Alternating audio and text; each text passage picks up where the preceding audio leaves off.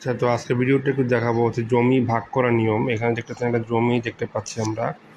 দেখুন জমিটার হচ্ছে এখানে 80 ফিট দুইটা দৈর্ঘ্য আছে, 80 ফিট 79 ফিট, মানে সমান না আর কি। হ্যাঁ, এদিকে 80 ফিট, এদিকে 79 ফিট, আর লম্বা আছে এটা হচ্ছে 52 ফিট 6 ইঞ্চি, 52.5 ফিট, আর এদিকে আছে 54 ফিট। চারটা মাপ আর কি। তা আমরা প্রথমে গড় দৈর্ঘ্য বার করবো। গড় দৈর্ঘ্য 80 যোগ 79 ভাগ 2, যা আসে গড় দৈর্ঘ্য, এবং গড় প্রস্থ হচ্ছে 52.5, 54 যোগ 52.5, যেটা ভাগ 2 করলে গড় আসবে 53.25। এটা হচ্ছে এই দুইটার হচ্ছে গড় দৈর্ঘ্য, গড় প্রস্থ। এরপর হচ্ছে ক্ষেত্রফল হবে এইটা এবং এইটা। আমরা 79.5 ইন্টু হচ্ছে 53.25, হ্যাঁ, দিয়ে যা আসে সেটা হচ্ছে আমার ক্ষেত্রফল। এবং ক্ষেত্রফলকে যদি আমরা 3 দিয়ে ভাগ দিই, যদি 3 ভাগ করতে চাই আর কি, তা 3 দিয়ে ভাগ দিতে হবে। 3 দিয়ে ভাগ দিলে আমরা যা পাবো হচ্ছে প্রতিটা ভাগ হবে 1411.125। যদি 3 ভাগ করি, 3 দিয়ে ভাগ দিলে প্রতিটা ভাগ হবে 1411.125। আচ্ছা, এরপরে দেখাই, সেটা হচ্ছে আমাদের 1411.125 হচ্ছে প্রতিটা হচ্ছে 3 ভাগের, প্রতিটা ভাগের হচ্ছে ক্ষেত্রফল। এখন আমরা এই 1411.125কে যদি আমরা আমার এখানকার যে ইয়াটা মাপটা 52 ফিট 6 ইঞ্চি, মানে 52.5 ফিট যেটা, সেটা দিয়ে যদি ভাগ দিই, এটা তো প্রস্থ, তাই না? এখন প্রস্থ যদি ক্ষেত্রফলকে যদি প্রস্থ দিয়ে ভাগ দিই, তাহলে আমরা 26.88 পাবো। সেটা হচ্ছে এই দৈর্ঘ্যটা। হ্যাঁ, ভাগ দিলে আমরা হচ্ছে এইখান থেকে এইটা 26.88 পাইলাম। পাওয়ার পরে এখন তাইলে আমরা যেহেতু এইটা প্রস্থ,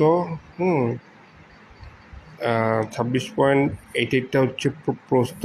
তারপরে হচ্ছে এখানে দেখেন, এখানে হচ্ছে আবার বের করছে গড় দৈর্ঘ্য, যেটা আর কি গড় দৈর্ঘ্য হচ্ছে 52.5 ফিট যোগ হচ্ছে 53 ফিট। আচ্ছা, এইটা যদি প্রস্থ হয়, প্রস্থ হইলে আমরা এখান থেকে 26.88 আসলো, এখান থেকে 26.88 আমরা এইটা ভিত্তিতে করলাম। এটা 26.88, এখান থেকে 26.88 আসবে। তাহলে এই বাহুটা করতে, এই বাহুটা প্র্যাকটিক্যালি যে জমিতে মেপে পাওয়া গেছে 53 ফিট। তাহলে এখানে দুইটা দৈর্ঘ্য আর কি পাওয়া গেছে।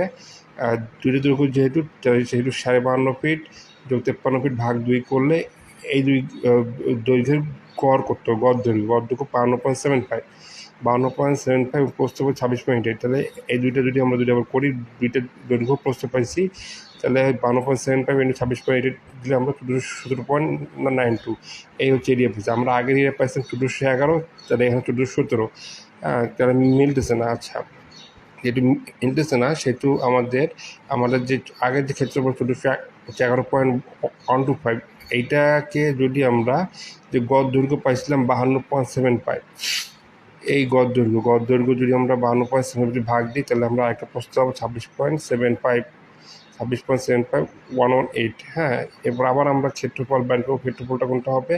আমরা যে গড় দৈর্ঘ্য পাইছি 52.75 ইন্টু এইটা যেটা পাইছি, এটা করলে আমরা দেখেন মিলে গেছে 1411.125, আর এখানে 1411.125। এখন আর কি এটা মিলছে 1411.125, 1411.125 এই ক্ষেত্রফল এবং এই ক্ষেত্রফল, তাহলে কিন্তু মিলে গেছে। এইভাবে কিন্তু জমি 3 ভাগ বা 4 ভাগ যে কয় ভাগই করেন, এইভাবে আর করতে হবে। তো অঙ্কটা একটু ভালো মতো দেখতে হবে, তাহলে ক্লিয়ারলি বুঝতে পারবেন আর কি। দেখুন ভিডিও।